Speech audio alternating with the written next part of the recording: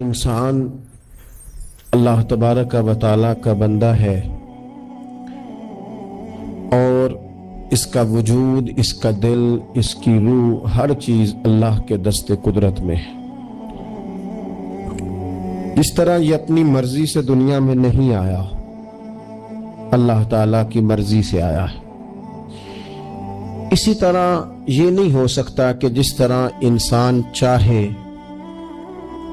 उस तरह इसके औकात गुजरे। मेहनत करना, कोशिश करना, जद्दोजहद करना इसकी जिम्मेदारी जरूर है, लेकिन होगा वही जो रब चाहेगा। अल्लाह तबारक व तआला ने इंसानी जिंदगी में तमाम मौसम रखे हैं। बचपन का मौसम, जवानी की बहार, बुढ़ापे के औकात, अपनों का मिलना, अपनों का बिछड़ना, शादियों की खुशियां और जनाजों के गम, ये सारा कुछ इंसानी जिंदगी का हिस्सा है।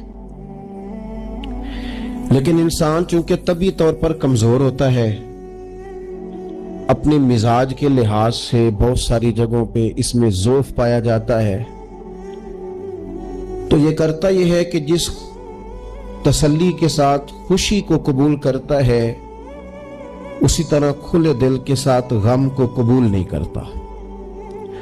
मन चाही जिंदगी गुजारना चाहता है, हालांकि मन चाही जिंदगी तकलीफ का बायस होती है।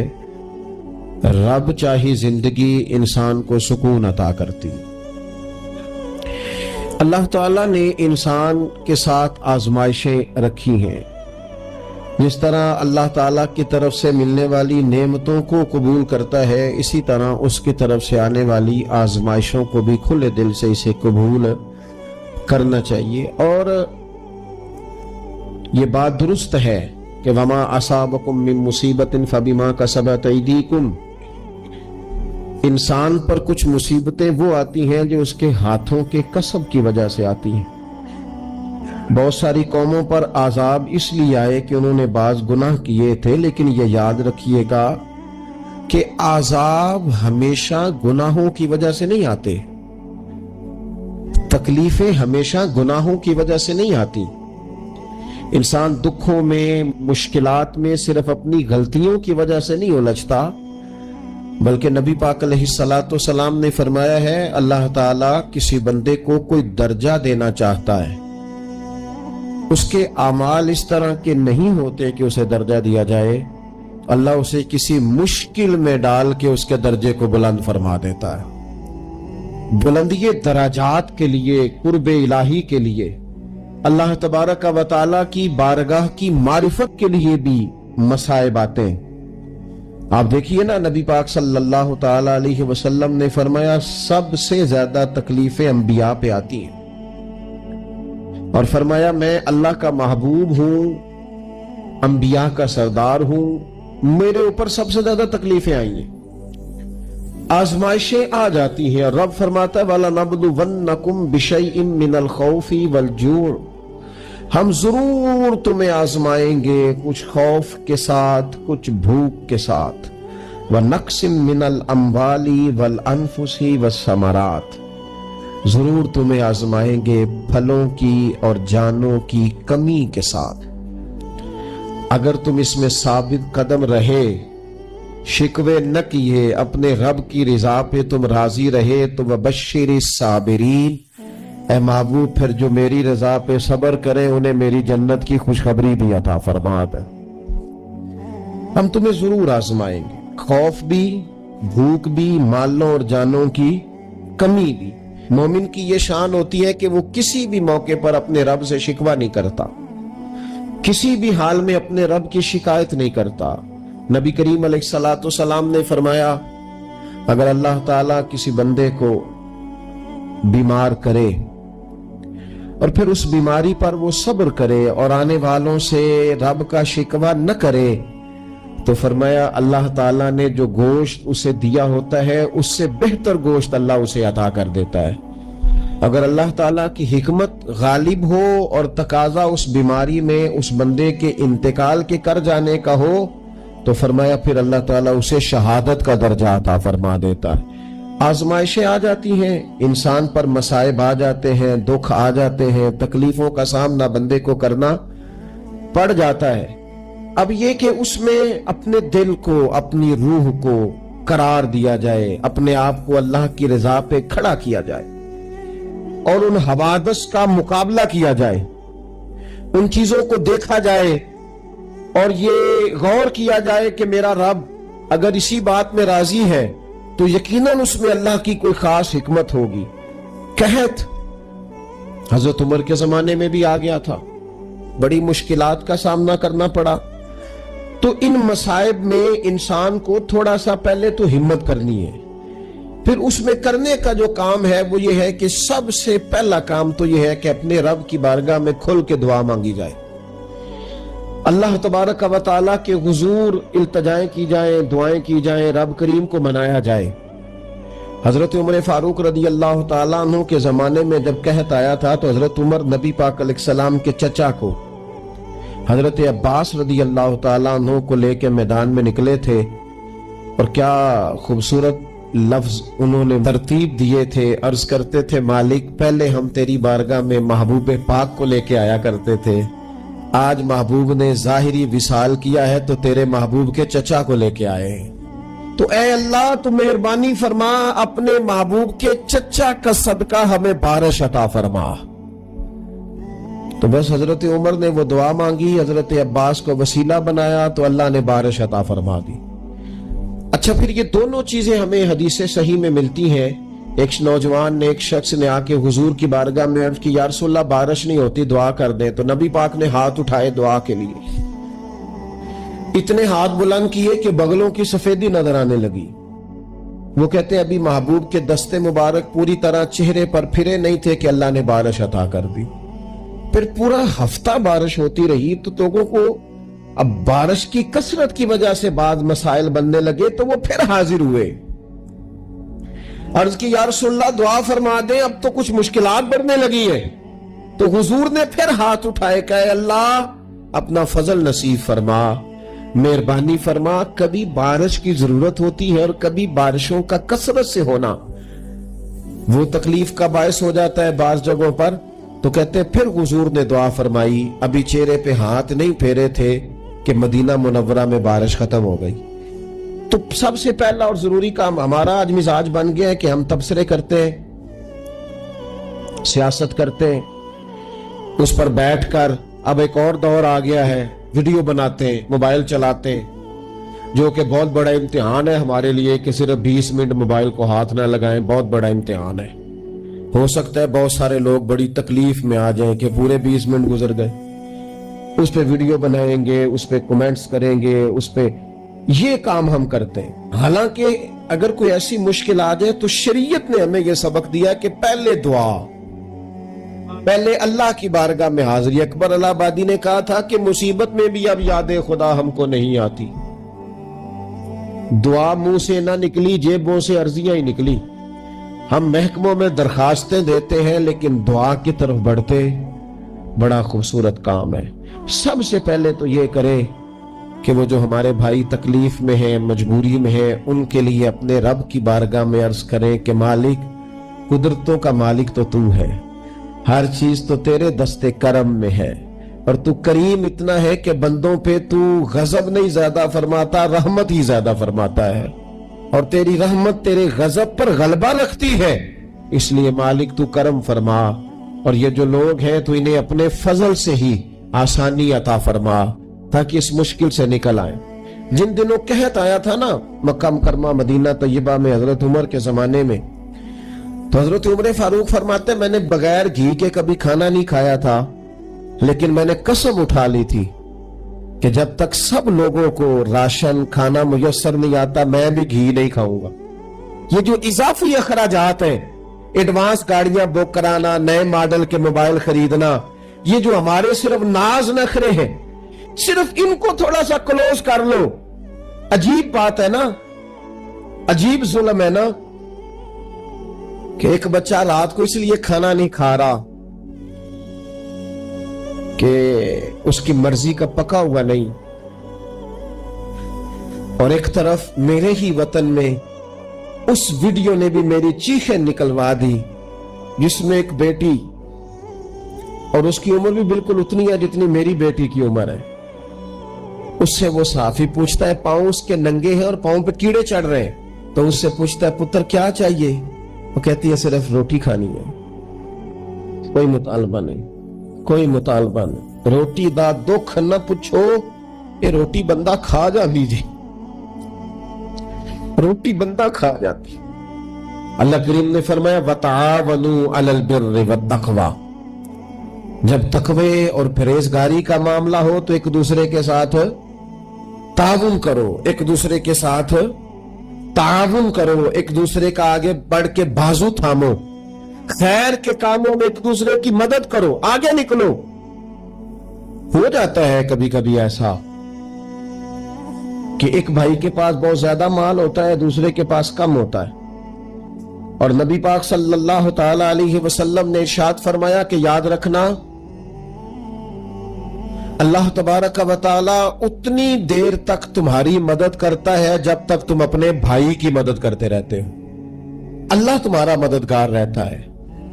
اور یہ جو مسلمان ہوتے مومن کلمہ پڑھنے والے، ان کے بارے میں میرے نبی پاک علیہ الصلوۃ والسلام نے فرمایا کہ یہ ایک جسم کی مانند ہے، ایک جسم کی طرح ہے۔ مومن ایک جسم کی طرح ہے، جس طرح یہ پورا جسم ہوتا ہے۔ اور حضور نے مثال دے کے بات سمجھائی، فرمایا جسم کا ایک حصہ تکلیف میں ہونا تو سارا جسم اس کا کرب محسوس کرتا ہے، یعنی درد صرف دانت میں ہے لیکن روٹی کھانے کو دل نہیں کرتا، کسی سے بات کرنے کو دل نہیں کرتا، اٹھ کے باہر جانے کو طبیعت نہیں چاہتی، پورا وجود اس کا کرب، اس کی تکلیف محسوس کرتا ہے۔ فرمایا جس طرح ایک جسم کے ایک حصے کو تکلیف ہو، آپ مجھے بتائیے نا، آپ کے دانت میں تکلیف ہے تو کیا کبھی آپ کے دماغ نے کہا ہے کہ ڈاکٹر کے پاس نہیں جانا؟ پیروں نے کہا ہے میں نے نہیں چل کے جانا، یہ تو مسئلہ صرف اور صرف دانت کا ہے، دانت جانے اس کا کام جانے؟ ایسا ہوتا نہیں۔ دانت میں تکلیف ہوتی ہے تو ذہن منصوبہ بندی کرتا ہے، وہ کہتا ہے یار یہ پتا کرو دانت کا ڈاکٹر کہاں بیٹھتا ہے، پھر آپ کی زبان ہلتی ہے، معلومات کرتی ہے، پھر آپ کے پیر چل کے وہاں جاتے ہیں، اور پھر آپ اپنے دل سے معافی ضمیر وہاں بیان کرتے، پھر آپ اپنا کمایا ہوا سرمایہ خرچ کرتے ہیں۔ بھئی ایک دانت کو تکلیف ہے تو رہنے دو، سارے جسم کو کام میں کیوں لگایا ہے؟ تو معنی یہ ہے کہ جب جسم کا ایک حصہ تکلیف میں ہو باقی سارے سپورٹ کرتے ہیں تاکہ وہ ٹھیک ہو جائے۔ تو حضور نے فرمایا میرے سارے مومن ایک جسم کی طرح ہیں، سارے مکے سے ہجرت کر کے مدینے آئے، گھر بار پیچھے رہ گئے، جائیدادیں پیچھے رہ گئی، کاروبار پیچھے رہ گئے، حضور نے فرمایا تم بھائی ہو۔ لیکن وہ صحابہ تھے نا، انہوں نے بھائی بھائی اپنے آپ کو صرف تقریروں میں نہیں سمجھا تھا، انہوں نے اپنے آپ کو بھائی بھائی صرف محفلوں کے نعروں میں نہیں سمجھا تھا، انہوں نے اپنے آپ کو بھائی بھائی صرف ادیب شاعر کی شاعری میں نہیں سمجھا تھا، وہ من سے ان کی آوازیں آتی تھی ہم سچ مچ کے بھائی ہیں، انہوں نے طے کر لیا تھا کہ ہم بھائی ہیں۔ لہذا جب حضور نے کہا نا آپ تمہارے بھائی وہاں سے ہجرت کر کے آئے ہیں تو ان کی مدد کرو، تو پھر انہوں نے صحیح والا بھائی سمجھا، خاکہ رکھ کے اپنا گھر تقسیم کر کے آدھا اپنے بھائی کو دیا، کاروبار بانٹ کے اپنے بھائی کو دیا، جس کے پاس 4 اونٹ تھے اس نے 2 اپنے بھائی کو دے دیے، چلتے کاروباروں میں بھائیوں کو شریک بنا لیا۔ انہوں نے انہیں اس طرح کر کے رکھا کہ پھر وہ جو مہاجر تھے وہ مہاجر رہ ہی نہیں، انہیں یوں لگا کہ ہم تو ایک گھر سے اپنے دوسرے گھر میں شفٹ ہوئے، انہیں کسی جگہ بھی کوئی تکلیف نہیں آئی۔ لیکن امیر آدمی غریب کو بھائی سمجھنے کو تیار ہوتا نہیں، تگڑا بندہ چھوٹے کے قریب جانے کے لیے راضی ہوتا نہیں، جب تک وہ خاص ذہن نہ بنے جو ذہن ہمیں رسول پاک صلی اللہ علیہ وسلم نے عطا کیا، اتنی دیر تک انسان اس مقام تک پہنچ نہیں سکتا جہاں وہ اپنے بھائی کے لیے خیر کا معاملہ کرے۔ تو ایک تو یہ کہ ہمیں آگے بڑھنا چاہیے، ان لوگوں کو اپنا بھائی جاننا چاہیے۔ چوتھی بات، اسلام کے اندر نا ہر ذی روح کے ساتھ نیکی کرنے کا اجر ہے، ہر تر جگر والے کے ساتھ نیکی کرنے کا ثواب ہے اسلام کے اندر. جو تر جگر رکھتا ہے، جس کے وجود میں روح ہے، اس سے نیکی کرے اجر ملے گا. صحیح حدیث میں موجود ہے نا. اور میرا خیال ہے آپ سب کو وہ حدیث آتی ہے کہ نبی پاک علیہ السلام نے فرمایا کہ ساری زندگی گناہ کرنے والی عورت نے کتے کو پانی پلایا تھا تو رب نے بخشش فرما دی. کتا حلال جانور بھی نہیں، کتے کو پانی پلایا، ساری زندگی کے گناہ تھے، اللہ نے معاف کر دیا. کوئی بھی تر جگر والا ہو، آپ مجھے بتائیے ایک کتے کو پانی پلانے سے رب معاف کرتا ہے، تو اگر وہ کسی انسان کی خدمت کرے، اور نرا انسان نہیں مسلمان، اور نرا مسلمان نہیں مدینے والے کا غلام، رسول اللہ کا کلمہ پڑھنے والا، اس کے ساتھ نیکی کرنے سے اللہ کتنا اجر عطا فرمائے گا. تو عزیز بھائی، مخلوق خدا سے جب لوگ پیار کرتے ہیں، جب لوگ محبت کرتے ہیں، اور جب ہمارے دل نرم، ہمیں نا مادہ پرست بنایا گیا ہے کچھ عرصے سے، ہمارا ذہن بنا دیا. اور یہ ڈھیر سارے لوگ ہیں جو تقسیم کرتے ہیں ذہنوں کو، ڈھیر سارے لوگ، اس میں بعض مذہبی لوگ بھی شامل ہیں اللہ ماشاءاللہ، جو ذہن تقسیم کرتے ہیں، چھوٹی چھوٹی اپنے لالچ کے لیے لوگوں کو ایک دوسرے سے دور کرتے ہیں. یہ تقسیم کار ہمارا عام حصہ ہے، عام جز ہے. یاد رکھنا، جب قومیں مادہ پرست ہو جاتی ہیں نا، جب وہ ہر چیز کو پیسے میں تولتی ہیں اور پہلے اپنا نفع دیکھتی ہے، پھر وہ معاشرہ انسانوں کا معاشرہ نہیں رہتا، وہ تاجروں کا معاشرہ ہوتا ہے. وہاں ہر چیز سیل ہوتی ہے، بیچی جاتی. دوستو، قلبی طور پر جب دلوں میں گنجائش ہوتی ہے، جب ہمارے دلوں میں وسعت ہوتی ہے، جب ہمیں پیار کرنا آتا ہے، 2 آدمیوں کا کھانا 3 آدمی کھا سکتے ہیں. شرط یہ ہے کہ وہ تیسرے کو بٹھانے کی وسعت رکھتے ہوں. 4 آدمیوں کا کھانا 5 آدمی کھا سکتے ہیں. شرط یہ ہے کہ ان کے دلوں میں گنجائش موجود ہو. یاد رکھنا، ایک چھت کے نیچے ایک ہی گھر کے اندر 4-5 خاندان گزارا کر سکتے ہیں. شرط یہ ہے کہ ان کے دلوں میں گنجائش موجود ہو. شرط یہ ہے کہ وہ قلبی کیفیات وہی رکھتے. لیکن ہمیں نا کچھ مست سا کر دیا گیا ہے اپنی اپنی دنیا داری میں، کچھ محو سے ہے، کچھ اس طرح کا ماحول بنا دیا گیا. مجھے کیا لینے دیں مجھے. مذہبی لوگ بھی اتنے لاکھ کی محفل نعت، اتنے لاکھ کا عرس، اتنے لاکھ کی فلانی شے. اور خدا کے بندو، کچھ دیر کے لیے چھوڑ لو، کچھ دیر کے لیے مہربانی کر لو، اور دیکھو تو صحیح ضرورت کس چیز کی زیادہ ہے. چلو کوئی تو گنجائش پیدا کرو زندگی میں، کہیں کسی ایک چیز کو روک لو. مستحب کا اور واجب کا فرق ہی نہیں سمجھتے. اقبال کہنے لگے یہ کسی شوخ نے لکھ دیا یہ جملہ محراب مسجد پر کہ یہ ناداں گر پڑے سجدے میں جب وقت قیام آیا. وقت تو قیام کا تھا، تم سجدوں میں ہو. اٹھنے کا ٹائم تھا، لوگوں کی مدد کرنے کا وقت تھا، اور تم ابھی بھی اپنے ختمات شریف میں الجھے ہوئے ہو. کل 10واں چہنا مستحب ہے، 2 آدمی بیٹھ کے ختم دلانے ہو جاتا ہے. یہ باقی کا لاکھوں روپے کا مال ان جگہوں پہ پہنچایا جائے جہاں ضرورت ہے. محفل نعت آپ کے محلے کا نوجوان بھی نعت پڑھ سکتا ہے. مقامی خطیب کو بھی تقریر آتی ہے، ہر جمعے کرتا ہے، اور بڑے کام ہے کرنے والے. لیکن وہ بس ٹھیک ہے، ہم جہاں لگ گئے وہاں سے ہلنے کو تیار ہی نہیں. ایک مخصوص سا مزاج بنا لیا، اس سے باہر آنا ہی نہیں چاہتے، پسند ہی نہیں کرتے. تو اپنی زندگی کے اندر وسعت پیدا کرے، اپنے دل میں وسعت پیدا کرے.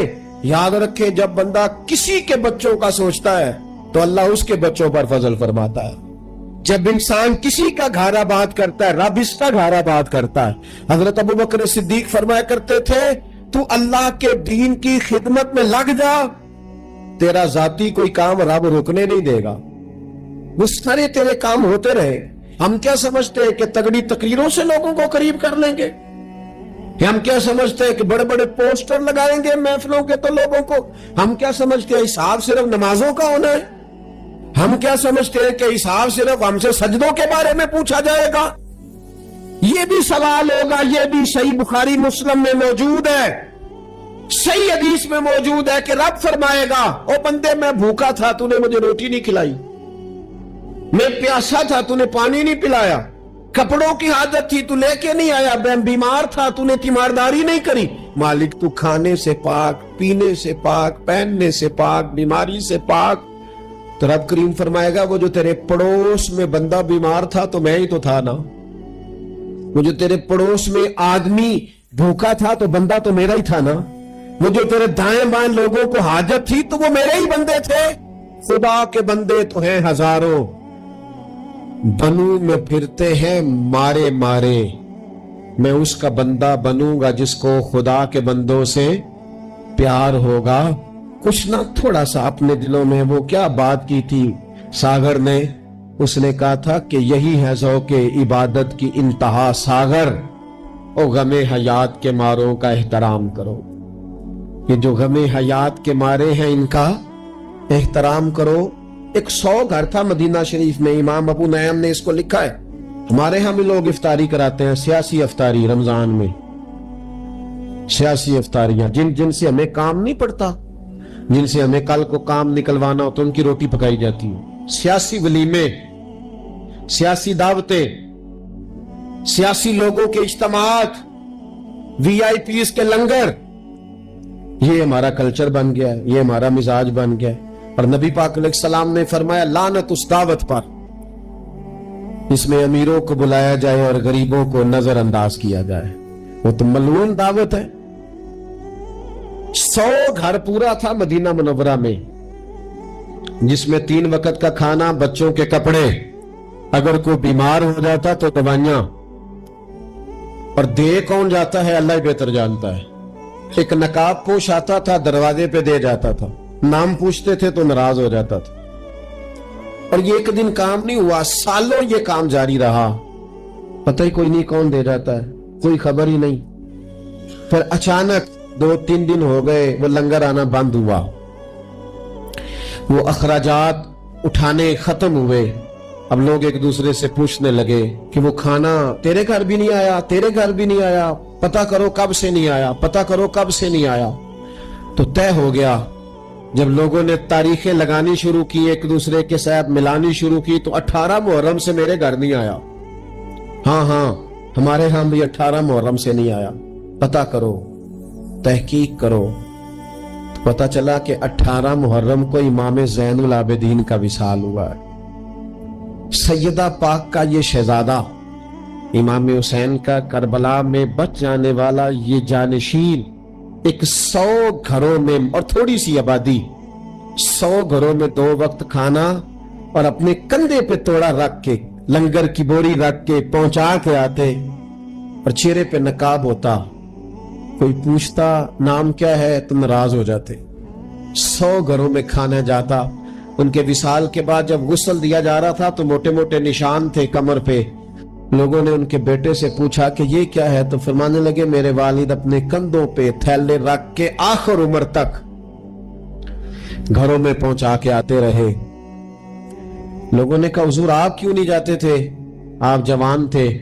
تو آپ کے شہزادے کہنے لگے میں کہتا تھا ابا جی سے کہ میں نہ چلا جاؤں، تو فرماتے تھے پتر اگر تو جائے گا تو پھر تجھے اس غریب کا نام بھی بتانا پڑے گا، میں تیرے سامنے پردہ نہیں کھول سکتا، یہ میرا اور میرے رب کا راز ہے۔ ایک لفظ ہے حدیث پاک میں جس کو عافیت کہتے ہیں۔ ترمذی شریف میں حضرت سیدنا عباس بن عبد المطلب رضی اللہ تعالیٰ عنہ آپ کی روایت موجود ہے، فرماتے ہیں میں نبی پاک صلی اللہ تعالیٰ علیہ وسلم کی خدمت عالی مرتبت میں حاضر ہوا تو میں نے عرض کی یا رسول اللہ صلی اللہ تعالیٰ علیہ وسلم مجھے ایسی چیز بتائیں جو میں اپنے رب سے مانگوں۔ چیز مانگنی ہوتی ہے نا، بعض اوقات موقع ملتا ہے تو کئی دفعہ انسان امتحان میں آ جاتا ہے، کیا مجھے موقع مل گیا ہے، مجھے کہا گیا کچھ مانگ لو تو بھلا میں کیا مانگوں۔ حضرت عباس بن عبد المطلب رضی اللہ تعالیٰ عنہ نبی پاک علیہ السلام کے پیارے چچا جان ہیں، عرض گزار ہیں یا رسول اللہ صلی اللہ علیہ وسلم مجھے بتائیے میں اپنے رب سے مانگوں تو کیا مانگوں؟ تو حضور نے فرمایا رب سے عافیت مانگو۔ کہتے میں کچھ دن رکا، کچھ دنوں کے بعد پھر حاضر بارگاہ ہوا اور عرض کی یا رسول اللہ صلی اللہ تعالیٰ علیہ وسلم مجھے بتائیے میں اپنے مالک سے مانگوں تو کیا مانگوں؟ تو حضور نے پھر فرمایا اللہ سے مانگنا تو عافیت مانگنا۔ بزرگ فرماتے ہیں یہ عافیت کیا ہے؟ आफियत ये है कि या अल्लाह ज़ाहिरी परेशानियाँ, बातनी परेशानियाँ, ऐ अल्लाह ज़ाहिर के मैल कुचैल भी दूर हो जाएं, बातन के भी दूर हो जाएं। ऐ अल्लाह हर मामले में, हर आजमाइश में, हर दुख में हमें तेरी पनाह नसीब हो जाए। ये आफियत है। और सूफिया किराम फरमाते आफियत से बड़ी नेमत कोई नहीं अगर किसी को मुयस्सर आए तो, आफियत से बड़ा हुस्न कोई नहीं अगर किसी शख्स को ये नसीब हो जाए। और एक अल्लाह वाले ने तो एक और बड़ा खूबसूरत तर्जुमा यहाँ किया है, वो कहते हैं आफियत का मतलब है दिल का करार, आफियत का मतलब है बातन का सुकून, आफियत का मतलब है इंसान के मिजाज का हौसला, ठंडक, बुर्दबारी। इस बंदे को आफियत नसीब हो जाती है, गोया अल्लाह उसे सुकून की दौलत अता फरमा देता है। थोड़े पैसों में भी सुकून, बगैर शोहरत के भी सुकून, कोई बात मान ले तब भी सुकून, कोई धुतकार दे फिर भी सुकून, लोगों की गुड बुक में हो फिर भी सुकून। और अगर लोग सारे मुखालफत में आ जाए तो चूंकि अल्लाह ने आफियत दी है फिर भी सुकून। अल्लाह ताला ने उन लोगों को करार की दौलत, अल्लाह से आफियत मांगी जाए। इसमें दुनिया की भी भलाई शामिल है, आखिरत की भी भलाई शामिल। नबी अकरम सल्लल्लाहु ताला अलैहि वसल्लम तवज्जो दिलाते कि अल्लाह से तुम आफियत मांगो, हमारा न जी। क्योंकि सबसे बड़ा मसला रूहानी तरबियत का है। हमारे यहाँ बातें ढेर सारे लोगों को आती हैं और बहुत ज़्यादा आती हैं। मनसूबा बंदी करना, प्लानिंग करना, अपने मामलात को खुद से कैसे लेके चलना है, कैसे ठीक करना है, अपने हक में दुनिया को किस तरह कायल करना है, ये ढेर सारे लोगों को आता है। और अपने हक में दलाइल किस तरह कायम करने हैं, इसमें बहुत सारे लोग खुद कफील होते हैं, उन्हें किसी से मुशावरत की भी ज़रूरत नहीं होती। लेकिन अल्लाह की बारगाह से अपना रिश्ता कैसे जोड़ना है, मालिक से करम का सवाली किस तरह करके होना है, अल्लाह से आफियत का सवाल कैसे करना है, ये चूंकि रूहानी तरबियत में हमारा मिजाज नहीं होता, लिहाजा हम उस तरफ जाते नहीं। हम वो अपनी मर्जी की चीजें, यानी वजीफा पूछ के गए एक साहब, कुछ अरसे के बाद आए हैं तो आके कहते हैं मौलाना साहब, पीर साहब या कारी साहब या फलां साहब, किसी से भी पूछ के गए कि जिसको नेक आदमी जाना, फिर लौट कर आके कहते हैं कि आपने वजीफा बताया था पर काम कोई नहीं हुआ। तो मैं तो साफ कहता हूं और खुले दिल से कहता हूं कि भाई वजीफा आपको बताया था कि अल्लाह की रहमत मतवज्जे होगी, खुदा की रहमत को आवाज देने के लिए वजीफा दिया था। कोई भी वजीफा रब को मजबूर तो नहीं ना कर सकता माज़अल्लाह। और वज़ाइफ किस लिए पढ़े जाते हैं कि जल्दी से मामला ठीक हो जाए, मेरे हक में चीजें बेहतर हो जाएं, तो अल्लाह की रिजा के लिए पढ़े जाते हैं। तो वज़ाइफ को, इबादात को, नवाफिल को, तिलावत को, दुरूद पाक को तो रज़ा इलाही का जरिया बनाना चाहिए। लेकिन हम चूंकि एक पूरा उलझाव रखते हैं अपनी दुनियादारी के मामला सीधे करने, एक पूरा खैर रखते हैं। दुनिया की खैर अल्लाह से मांगना बुरा नहीं, लेकिन सिर्फ दुनिया ही मांगना और अपनी आखिरत को फरामोश कर देना। अल्लाह फरमाते हैं वल आखिरतु खैरुम व अबका, आखिरत तुम्हारे लिए बेहतर भी है और हमेशा बाकी रहने वाली भी है। कुरान मजीद ने सूरह बकरा के अंदर कुरैश मक्का की उस आदत का जिक्र किया है। फरमाया जब वो हज करते तो उनका तरीका ये था कि व मिनन्नासि मन यक़ूलु रब्बना आतिना फिद दुनिया, उनमें से कुछ लोग ये कहा करते थे कि या अल्लाह हमें दुनिया अता कर दे, हमें दुनिया दे दे। रब फरमाता है वमा लहू फिल आखिरति मिन खलाक, इन लोगों का आखिरत में कोई हिस्सा नहीं।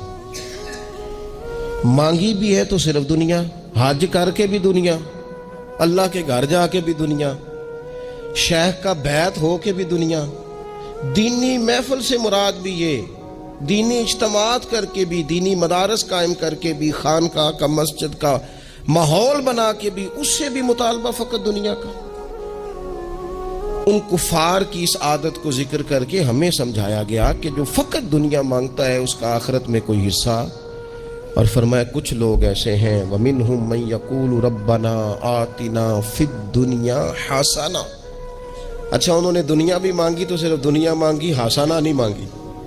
और यहाँ फरमाया कुछ लोग ऐसे हैं जो रब से कहते हैं या अल्लाह हमें दुनिया में भी भलाई अता फरमा, دنیا بھی دے تو ہاسا نہ دینا، وہ دنیا دینا جو ہمارے دین کو تقویت دے، وہ دنیا دینا جو ہمارے اعمال حسنہ کو مضبوط کرے، دینی معاملات کو تقویت دے، دنیا بھی وہی عطا فرما۔ اور ساتھ کہتے ہیں وفی الآخرۃ حسنہ، یا اللہ ہمیں آخرت میں بھی بھلائی ہی عطا فرما، وقنا عذاب النار، اور ہمیں دوزخ کے عذاب سے بچا، اولئک لہم نصیب مما کسبوا، فرمایا ایسوں کو ان کی کمائی ہی ملے گی، جو انہوں نے کیا ہے وہ خوش نصیبی انہیں ضرور میسر آئے گی، کیونکہ دنیا بھی مانگ رہے ہیں، آخرت بھی مانگ رہے ہیں۔ ہمیشہ کوئی بھی کام کریں کسی قسم کا بھی، اس میں یہ دیکھیں کہ کیا اس میں میرے لیے کوئی ذخیرہ آخرت بنے گا، کیا یہ کام میری قبر میں، حشر میں، قیامت میں میرے لیے کوئی فائدہ مند ہوگا۔ میں بڑے درد سے عرض کرتا ہوں، بعض لوگ دینی کام کرتے ہیں اور ان سے جب سوالات کیے جاتے ہیں تو وہ بعض اوقات تکلیف دہ معاملہ ہو جاتا ہے کہ اس دینی کام کے پیچھے بھی وہ والا خلوص نہیں جو ایک مسلمان کا رب اور رسول کے ساتھ ہونا چاہیے، اس دینی کام کے پیچھے بھی کچھ دنیاوی مقاصد موجود ہیں۔ تو اگر بڑی پگڑی اور بڑے جبے کے پیچھے بھی ایک دنیا دار چھپا ہوا ہو، لوگوں کو تو دھوکہ دیا جا سکتا ہے، رب اور رسول کو تو نہیں نہ دیا جا سکتا۔ وہاں تو دلوں کا خلوص ہی پہنچتا ہے، وہاں تو نیتوں کا حسن ہی پہنچتا ہے۔ تو اللہ تبارک و تعالیٰ سے جب بھی سوال کیا جائے، دنیا اور آخرت کی بہتری کا سوال کیا جائے۔ وہ لوگ ملتے رہتے ہیں مختلف بزرگوں کی نسبت کے تعلق سے، تو بعض جگہوں پہ بعض لوگ بڑے تیز ہوتے ہیں، یعنی ان سے آپ کی ملاقات ہوتی ہے تو بندے کو محسوس ہوتا ہے کہ یار اسے تو پہلے ہی ساری باتوں کا پتہ ہے، اور کئی دفعہ ان سے ملنے کے بعد احساس ہوتا ہے کہ یار اس سے تو تھوڑا سیکھ ہی لیتے تو بہتر تھا، یہ تو بات بڑی آگے نکل گئی۔ سارا پتہ ہوتا ہے، باشعور ہوتے ہیں، لیکن ڈر آتا ہے اللہ سے۔ اتنا باشعور آدمی، سمجھدار، پنچایت، پریا، لوگ، دین، دنیا سارا پتہ ہے، نماز کا ٹائم آ گیا تو وہ چھپتا پھرتا ہے، اس کی طبیعت پر بوجھ بن رہا ہے معاذ اللہ اللہ کے حضور حاضر ہونا، اسے خیر کا کام کرنا پڑ رہا ہے تو وہ ادھر ادھر نکلتا جا رہا ہے۔ تو سوال یہ ہے کہ پھر یہ شعور کا کیا مطلب رکھا ہوا ہے ہم نے؟ پھر اللہ سے دعا کرنے کی ضرورت نہیں۔ وہ حضرت عارف رومی رحمۃ اللہ تعالی علیہ فرمایا کرتے تھے، بعض لوگوں کو رب سارا کچھ دیتا ہے، سجدے کی توفیق نہیں دیتا۔ اس کا مطلب یہ ہے کہ وہ کہتا ہے یہ سارا کچھ لے اور نکل جا، میرے گھر نہ آنا، رکھ سارا کچھ پاس۔ رب سے عافیت مانگی جائے، اس سے اس کا فضل مانگا جائے، اس سے اس کا کرم مانگا جائے۔ اللہ کے پیارے رسول صلی اللہ تعالی علیہ وآلہ وسلم اس عافیت مانگنے پر زور دیتے، توجہ دیتے۔ میں آپ کو صحیح بتاتا ہوں، رب نے اگر کسی بندے کو عافیت میں رکھا ہو نا، تو حالات کیسے بھی برے چل رہے ہوں اس کا بگاڑ کچھ نہیں سکتے۔ اور اللہ تعالیٰ معاف کرے، 100 دفعہ خاکم بدہن، اگر کسی وقت اس کے کرم کی نگاہ پھر جائے تو پھر سارے اسباب سمیت بھی انسان اپنے پیروں پہ کھڑا نہیں رہ سکتا۔ اس سے جب تک طلب کرم نہیں ہوتا، طلب عافیت نہیں ہوتی، اس کی بارگاہ سے جب تک بندہ مومن پورا رجوع نہیں کرتا، یہ عافیت اتنی اعلیٰ چیز ہے کہ نبی پاک علیہ السلام نے فرمایا اذان اور اقامت کے درمیان جو وقت ہوتا ہے اس میں دعائیں رد نہیں ہوتی۔ دعا مانگا کرو گے تمہاری اللہ اپنے فضل سے قبول کر لے گا۔ عرض کی یا رسول اللہ کیا مانگے؟ تو فرمایا عافیت مانگو رب سے۔ حضرت انس بن مالک حدیث کے راوی ہے رضی اللہ تعالیٰ عنہ، یہاں بھی فرمایا یہ عین قبولیت کا ٹائم ہے، اب اللہ سے عافیت مانگ لو، اس کی پناہ۔ ہم دعاؤں میں بھی محدود ہو جاتے ہیں۔ رب دا طالب کوئی نہ ملیا، جو ملیا طالب زاردہ ہو، دعاؤں میں بھی حد بندی۔ بعض اوقات بچے بھی تربیت کرتے ہیں نا، ایک مولانا ہے، ان کا خیال ہے کہ انہوں نے مجھ سے کچھ پڑھا ہے، تو کبھی کبھی استاد جی کہہ دیتے ہیں، بہت پرانی بات ہے، انہوں نے مجھے فون کیا کہ اگر آپ کبھی تشریف لائیں، تو میں نے کہا پتر دعا مانگ اللہ کو چھوٹی جی گڈی دے وے۔ تو اس بچے نے میری بڑی تربیت کی، کہنے لگا استاد جی اللہ کو لو منگنی ہے تو بڑی ساری منگو۔ آپ نے محدود کیوں کیا کہ بھئی یہ چھوٹی سی اللہ گاڑی کیوں اللہ چھوٹی دے؟ رب دے تو بڑی دے، اور رحمت سے دے، اللہ سے مانگنی ہے نا جی۔ ہم تربیت نہیں لیتے۔ میں نے اس کا شکریہ ادا کیا، میں نے کہا بیٹے تو نے بڑی سونی بات کی، اللہ تجھے اس کا اجر عطا کرے، اللہ تجھے برکات عطا کرے۔ اگر آپ نے سیکھنا ہے تو پھر آپ سیکھ لیں گے، اور اگر نہیں سیکھنا تو پھر یہی کہنا ہے ساری عمر لنگ گئی بندہ کو نہیں ملیا، چونکہ مزاج نہیں ہے نا سیکھنے کا، اس لیے پھر ملا ہی کوئی نہیں، پھر ساری زندگی کو میسر ہی نہیں آیا، کسی نے نصیحت ہی نہیں کی، کوئی آنکھوں کو بھایا ہی نہیں۔ خود ہی بڑے سیانے تھے، خود ہی بہت بڑے تھے، اپنا قد ہی بڑا اونچا تھا، سب ٹھگنے چھوٹے اور کمزور اور بونے نظر آئے۔ عزیز بھائی، جب عافیت، ایک بزرگ تھے ہر وقت اللہ سے عافیت مانگتے تھے، ہر وقت اللہ سے عافیت مانگتے تھے، ہر وقت عافیت مانگتے تھے۔ لوگوں نے پوچھا، لوگ ان کو صالح جانتے تھے، نیک سمجھتے تھے، کہ حضور آپ اور کوئی دعا مانگتے نہیں، عافیت ہی مانگتے ہیں؟ فرمانے لگے میں مانگا کرتا تھا شروع میں، بعد میں خیال آیا ہے اور بھی دعائیں مانگا کرتا تھا، یہ احساس بعد میں نصیب ہوا۔ فرماتے میں مزدوری کرتا تھا، مال برداری کرتا تھا، ایک جگہ پہ ڈیوٹی کر رہا تھا تو تھک گیا، اور وہ جو کام لینے والے لوگ تھے ان کے رویہ بھی بڑا ترس تھا، تکلیف ہوئی، تو میں نے اپنے مالک کی بارگاہ میں عرض کی، مالک اگر 2 روٹی بغیر مجھے مشقت کے مل جائے دن میں تو تیری بارگاہ تو بڑی کریم ہے۔ کہتے ہیں میں نے یہ دعا مانگ لی، ذرا میں تھوڑا آگے بڑھا تو 2 بندے آپس میں لڑ رہے تھے، میں ان کی صلح کرانے کے لیے، انہیں بچانے کے لیے آگے بڑھا، تو میں جس کو چھڑا رہا تھا دوسرے نے میرے اوپر ضرب لگا دی، میرا بھی سر پھٹ گیا۔ تھوڑی دیر کے بعد وہاں پولیس آ گئی، وہ تینوں کو لڑنے والا سمجھ کے اٹھا کے لے گئے، مجھے جیل ہو گئی۔ 2 روٹیاں بغیر مشقت کے روز ملنی شروع ہو گئی۔ دعا مانگی تھی نا کہ یا اللہ 2 روٹیاں مل جائے نا بغیر مشقت کے، کہتے ہیں وہ 2 روٹیاں روز ملتی، کوئی کام نہیں کرنا پڑتا، پر جیل ہو گئی۔ فرماتے میں بڑا پریشان تھا، روز روٹیاں پابندی سے آتی اور بہترین آتی، کھانا ملتا۔ پھر کچھ عرصے کے بعد میں نے سوچا کہ یار یہ دعا تو قبول ہو گئی نا تیری، اب تو اگر اس پر کوئی الگ بات کرے گا تو وہ تو غلط کرے گا۔ کہتے پھر خود ہی میرے دل میں اللہ نے بات ڈالی، اور میں نے عرض کی مالک 2 روٹیاں نہیں، مجھے تو عافیت چاہیے، مجھے تو عافیت دے، میرے اوپر تو کرم فرما، تو نظر رحمت کر، جے ایک قطرہ بخشے مینوں، جے ایک قطرہ بخشے مینوں تے کام بن جاندا ہی میرا، مہربانی کر عافیت عطا کر۔ فرماتے پھر خدا نے کرم کیا، کہاں سے اسباب بنے میرے جیل سے چھوٹنے کے، کون کون میرے ضمانتی بنے اللہ ہی جانتا ہے۔ فرماتے ہیں دروازے بھی کھل گئے، رزق بھی ملتا ہے، صحت بھی میسر ہے، سجدہ بھی کر لیتا ہوں، سویرے تلاوت بھی کرتا ہوں، شام کو مدینے والے کی بارگاہ میں رج کے درود و سلام بھی عرض کرتا ہوں، میں ممکن ہوتا ہے تو کسی غریب کی داد رسی بھی کرتا ہوں۔ اب سمجھ آئی ہے، ربنا آتنا فی الدنیا حسنۃ وفی الآخرۃ حسنۃ وقنا عذاب النار۔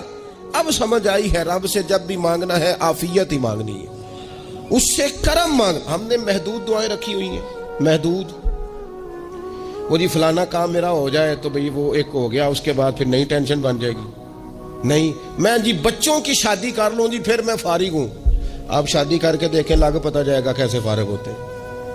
آپ یہاں رکتے کیوں ہیں؟ آپ خدا سے عافیت کیوں نہیں طلب کرتے؟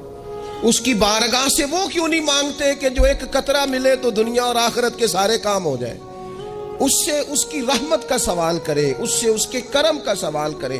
اللہ کی بارگاہ میں بھی حاضر ہونا اور جچی تلی اور جناب ناپ تول کر اور محدود چیزوں کا سوال کرنا، مالک سے مانگیں، اور وہ جب دیتا ہے تو دیتا بھی بے حساب ہی ہے، وہ جب عطا کرتا ہے تو کرم کے دروازے کھول کے عطا کرتا ہے، ورنہ تو ایک الجھن سے انسان نکلتا ہے دوسری میں الجھ جاتا ہے، ایک گتھی کو سلجھاتا ہے پھر۔ اقبال رو پڑے تھے، کہنے لگے میں عقل کی گتھیاں سلجھا چکا ہوں، یا رب مجھے صاحب جنوں کر دے، اللہ یہ بڑا میں نے ہیر پھیر دیکھ لیا، مجھے دیوانہ بنا، اب مجھے جنون ہو، اب میں کسی کے لیے رویا کروں، اب میں کسی کی یاد میں تڑپا کروں، اب میں رات کسی کے لیے میری آنکھیں بیدار رہیں، یہ بڑی ہو گئی دنیا داری، عقل کی گتھی حالانکہ نہیں سلجھتی، پر اقبال کہتے ہیں عقل کی گتھیاں سلجھا چکا ہوں، یا رب مجھے صاحب جنوں کر دے۔ اور پھر کہنے لگے بجھی عشق کی آگ اندھیر ہے، اب یہ مسلمان نہیں یہ خاک کا ڈھیر ہے، تو مٹی بن کے رہ گیا، کیا کہاں اپنی ساری توجہات کا قبلہ کس چیز کو؟ میرے عزیزو اللہ سے عافیت۔ نبی پاک علیہ الصلوۃ والسلام نے ایک شخص سے پوچھا کیا دعا مانگ رہے ہو؟ تو اس نے کہا یا رسول اللہ میں اللہ کی بارگاہ میں صبر کا سوال کر رہا ہوں۔ تو حضور فرمانے لگے صبر تو مصیبت پر ہوتا ہے۔ یا رسول اللہ پھر کیا مانگوں؟ آپ ان جملوں اور لفظوں کی گہرائی کو سمجھیں، صبر کے لیے تو پہلے مصیبت آئے گی، پھر صبر آئے گا۔ تو یا رسول اللہ کیا مانگوں؟ فرمایا تو رب سے عافیت مانگ۔ مانا کیا ہے؟ مصیبت آئے کیوں؟ اللہ تجھے اپنی حفاظت کے حصار میں لے لے، وہ وقت ہی کیوں آئے کہ جب تیری طبیعت الجھ جائے، جب تو پریشان ہو جائے، جب تو اللہ سے عافیت مانگنا۔ جب تو عافیت مانگے گا تو اگر کبھی مشکل آئے گی بھی نا، تو خدا پھر اپنے فضل سے مشکل سے نکلنے میں راستہ بھی بڑی جلدی عطا فرمائے گا اور تیرے اوپر فضل فرمائے گا۔ اگر عافیت، یہ جو ہم نبی پاک کی امت ہے نا، تو یہ ہمارے گرد اللہ کے فضل اور اس کی رحمت کا حصار ہے، یہ حصار ہے ہمارے گرد۔ وہ درویش نے کہا تھا نا کہ کروں شکر کتنا اور کروں فخر کتنا کہ تیرے کرم نے مجھے فائز المرام کیا۔ دیکھو بنا کے سید عالم کا امتی مجھ کو گناہ سے پہلے ہی بخشش کا انتظام کیا۔ ابھی میں نے غلطی کی نہیں، لیکن مجھے حضور کا غلام بنا دیا، بخشش کا بندوبست پہلے ہو گیا۔ اپنے مالک سے بیمار بھی اس سے عافیت مانگے، مقروض بھی اس سے عافیت مانگے، بے اولاد بھی اس سے عافیت ہی مانگے، صاحب اولاد بھی اس سے عافیت ہی مانگے، جو دولت کے حصول کے رزق حلال کے خواہش مند ہیں وہ بھی اس سے عافیت مانگے، اور جن کی جھولی اس نے بھر دی ہے وہ بھی اپنے رب سے عافیت ہی مانگے۔ مالک سے جب سوال کرے، ایک بزرگ تھے، انہوں نے تو اپنی انگوٹھی میں لکھوا لیا تھا کہ یا اللہ مجھے عافیت عطا فرما، مگر جب بھی دیکھتا ہوں یاد آ جاتا ہے کہ اللہ سے عافیت مانگنی۔ اپنے مالک کی بارگاہ کے اندر دیکھو، میں نے دیکھا ہے، وہ کسی نے کہا تھا کہ تیری خواہش ہے کہ وہ تیری آرزو کرے پوری، اور میری خواہش ہے کہ تیری آرزو بدل جائے۔ کچھ لوگ ایسی خواہشات بھی لے کے آتے ہیں کہ جو پوری نہ ہو تو بہتر ہوتا ہے۔ اس لیے آپ کو پتہ ہے موت مانگنا جائز نہیں دین میں۔ مصائب سے گھبرا کر، مشکلات سے گھبرا کر، زندگی کے مد و جزر سے پریشان ہو کر موت کا سوال کرنا جائز نہیں۔ کس طرح جائز ہے؟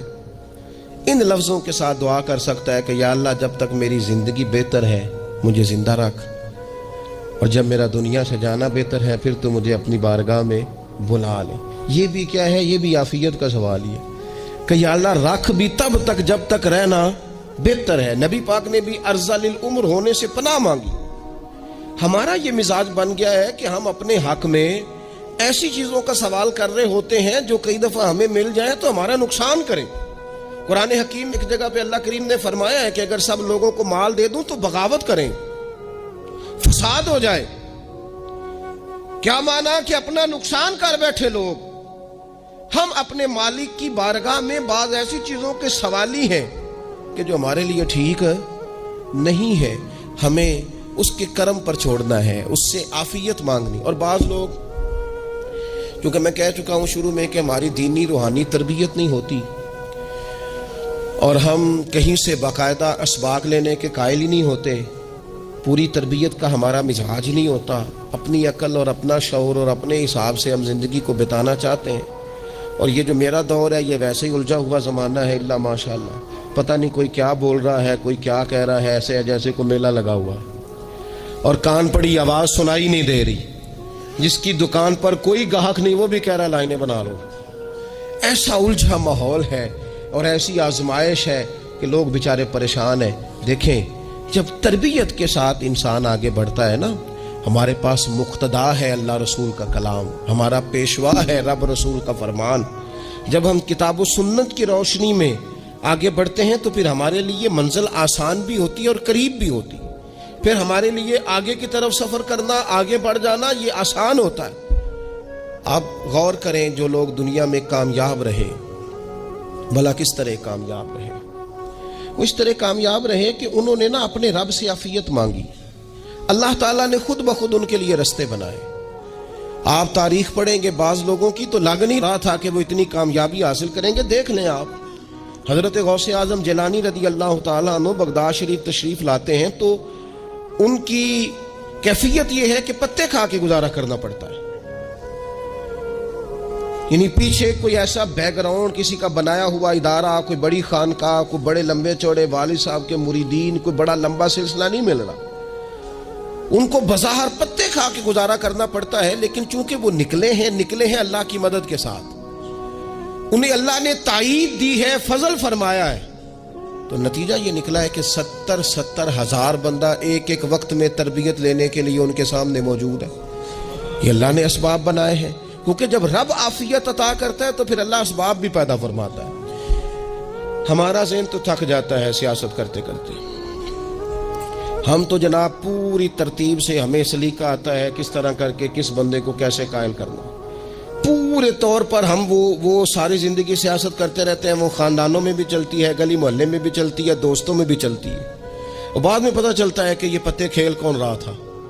اصل میں صلح کرانے والا تھا کہ لڑائی کرانے والا تھا. یہ سب کا خیر خواہ تھا، یہ سب کی ذہن کے اندر فطور کی آمیزش ہی اس شخص کی وجہ سے تھی. ہم چونکہ وہ خاص عافیت اللہ سے نہیں مانگتے، ہماری مخصوص سیاست ہوتی ہے سبھی کو راضی رکھو. اس کا نتیجہ یہ نکلتا ہے کہ ایک ٹائم آتا ہے کوئی بھی راضی نہیں رہتا. ہم اگر اپنے مالک کی طرف رجحان کریں اور اللہ نے جو ہمیں شعور دیا ہے اس شعور کو لے کر اللہ کی بارگاہ کی طرف بڑھیں. آپ یقین کریں اعلیٰ حضرت بریلوی رحمۃ اللہ علیہ کی کتابیں ہیں، ایک ایک کتاب پر پی ایچ ڈی ہو رہی ہے، اور انہوں نے 150 سال پہلے بیٹھ کر جو کچھ لکھا تھا بئی نہیں لفظ بلفظ اس کی ضرورت آج محسوس ہو رہی ہے اور آنے والے وقت میں بڑھ رہی ہے. لیکن ان کے پاس کوئی ٹیم نہیں تھی، 50 لوگ نہیں تھے جو ان کے پاس بیٹھ کے لکھواتے، اپنا پریس نہیں تھا، ایسے لوگ نہیں تھے کہ جن کو پتا ہوتا کہ کتاب ہم کل چھاپیں گے اور اتنے فیصد یہ مارکیٹ میں نکل بھی جائے گی. ایسا کچھ نہیں تھا. کیا تھا؟ اللہ کی مدد ساتھ تھی، تائید ایزوی ساتھ تھی، اللہ نے اپنی عافیت میں رکھا تھا. وہ قرآن مجید کی آیت کا ترجمہ کرتے ہیں نا اعلیٰ حضرت اہدنا الصراط المستقیم، یا اللہ ہمیں سیدھی راہ پہ چلا. بہت سارے مفسرین نے کہا اے اللہ ہمیں سیدھا راستہ دکھا. فرماتے ہیں اے اللہ ہمیں سیدھی راہ پر چلا.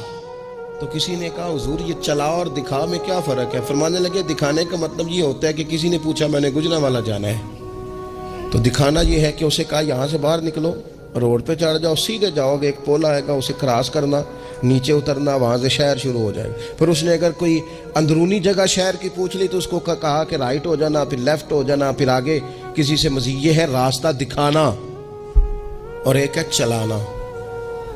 اس نے کہا میں نے گجرانوالہ جانا ہے، تو اس نے کہا ساتھ بیٹھنا میری گاڑی پہ، جہاں تو نے جانا ہے میں چھوڑ کے آتا ہوں. یہ راستے پہ چلانا ہے، یہ مقام تفکر ہے. آپ اس پر غور فرمائیں گے. کہتے ہیں یا اللہ تو ہمیں راستہ دکھائے گا اور دکھاتا ہے، لیکن چاروں جانب شیطان بھی تو بیٹھا ہے نا، فتنے بھی تو ہے نا. تو اگر تیری رحمت ساتھ رہے، مانا کہ محبت کے سفر میں ہر گام پہ 100 مشکل ہے، لیکن یہ سفر آسان بھی ہے اگر ساتھ تمہارا ہو جائے.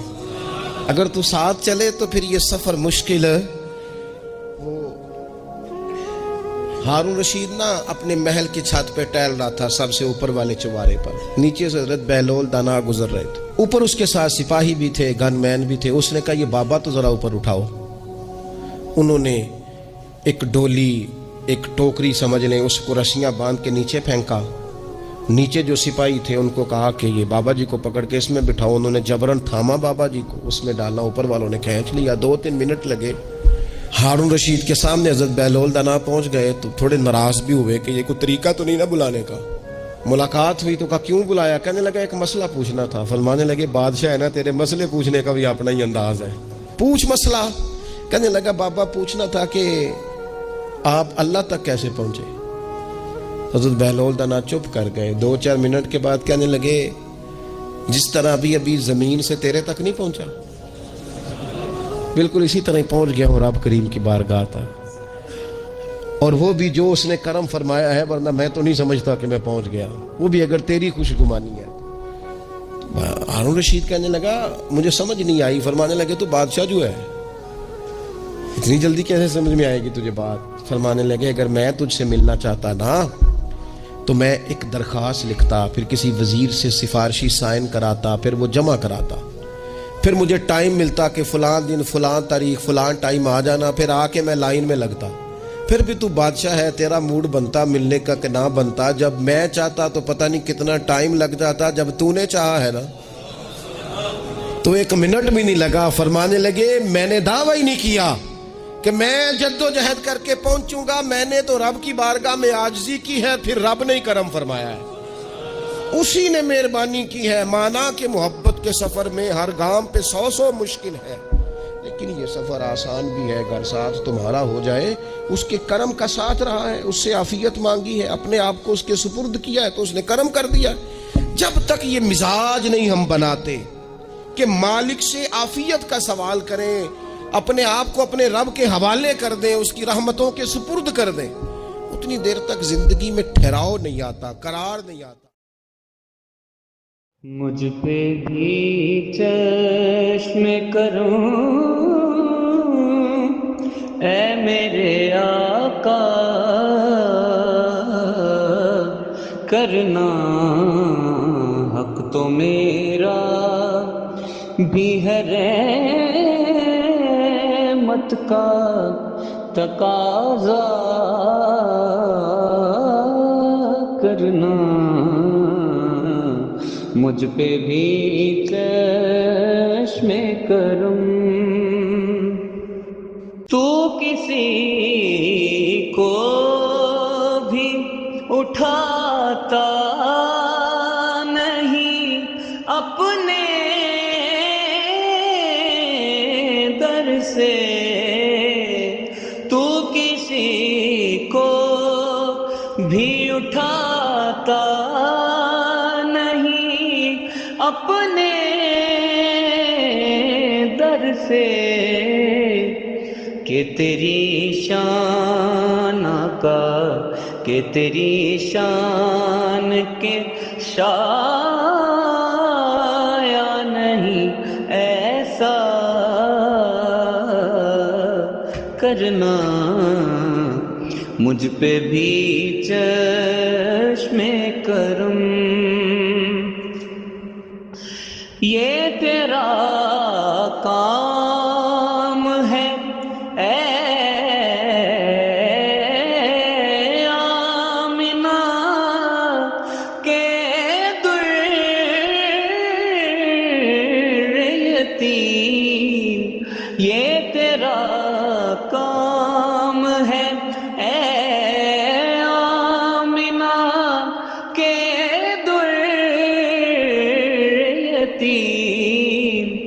ساری امت کی شفاعت تنہا کرنا. ساری امت کی شفاعت تنہا کرنا. مجھ پہ بھی چشم کرم.